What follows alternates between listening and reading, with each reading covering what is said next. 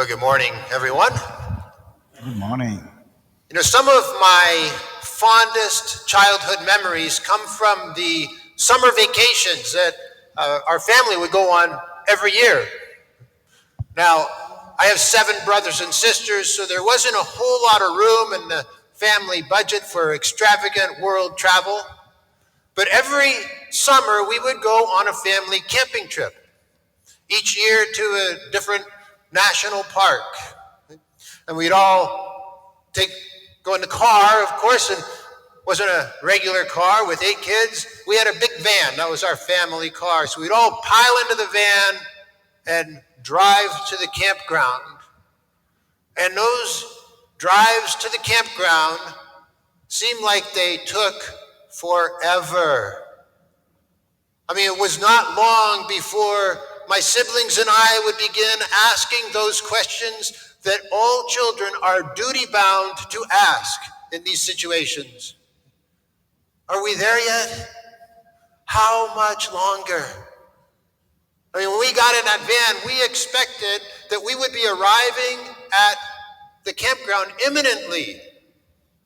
But the fact is, those drives would take hours and hours. And my dad was a cautious driver. I mean, who can blame him with 8 kids in the car? But he was so cautious that one year he actually got pulled over for driving too slow. So we were impatient children, and we would get restless and frustrated that it was taking so long to get there. And in the gospel passage that we just heard, Jesus foretells his second coming. And frankly, it sounds like less fun than a family camping trip. But the first century Christians to whom Mark is addressing this gospel were expecting that it would happen imminently. Just as my siblings and I were expecting to arrive at the campground imminently. And they were probably growing restless, just as my siblings and I would grow restless on those long drives to the campground. And like impatient children, they were probably asking, are we there yet? I mean, how much longer? But our reality is different, because we know that in the first 2,000 years since the resurrection, Jesus has not yet returned. And so our expectation is less urgent. And we're probably less frustrated than our first century cousins were that Jesus has not yet returned. But for Christians, whether in the first century or the 21st century, the question is not, when will Christ return? When will that final judgment be? No, the question is, how will I prepare for it? See, when I was a boy, I saw the drive to the campground as a separate event than the vacation. But as I look back on it, all these years later, I realized that the vacation didn't begin when we arrived at our destination. No, the vacation began weeks or even months before with that initial planning, and continued as we would pack and load the van and drive to the campground. These were really important parts of the vacation. They were part of the journey. And after all, without the journey, without the planning and preparation, there is no getting where you're going.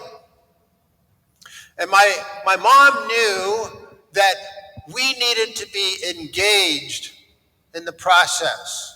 Otherwise, it wouldn't go well for anyone. And so all of us kids were involved in selecting the destination, in planning the trip, in the packing, in the loading the van.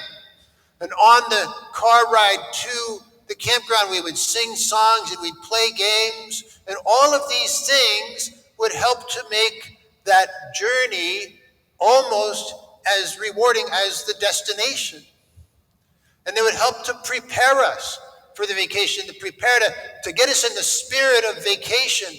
And sometimes the best memories of those summers were from the planning and the preparation, from the drive. They were from the journey. And the Christian life is kind of like that. It's about the journey. It's what we do along the way. I mean, Jesus tells us that we do not know the day or the hour. But what if? What if today is the day? What if the hour is this hour?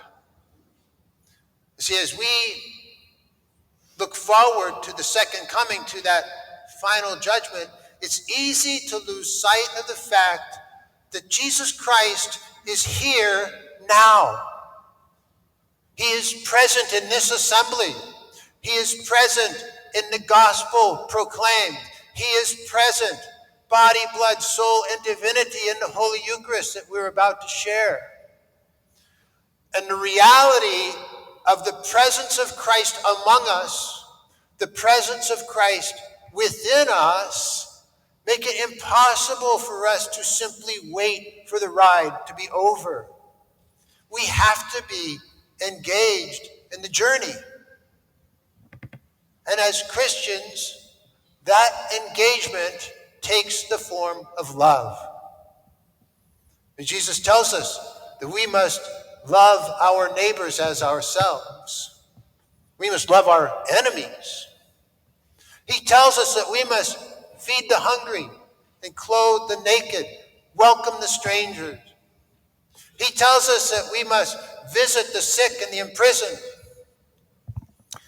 And so I think it's important for each of us to ask ourselves, how well am I doing those things?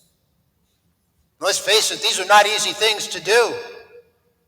I'm sure we all encounter people almost every day who are difficult to love.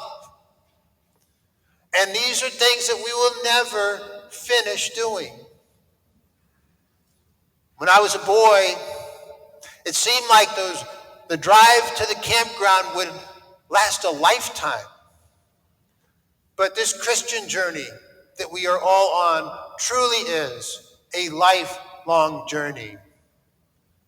There will always be a need for love in the world.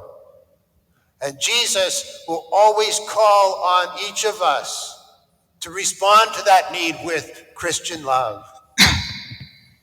And so this morning, as we gather as a community of faith to share this most sacred meal, the body and blood of Christ Jesus, let us be mindful of the fact that Christ is present with us today and always. And let us be mindful of our call to be engaged in the journey by sharing the love of Christ with all those whom we encounter, especially those whom we find most difficult to love.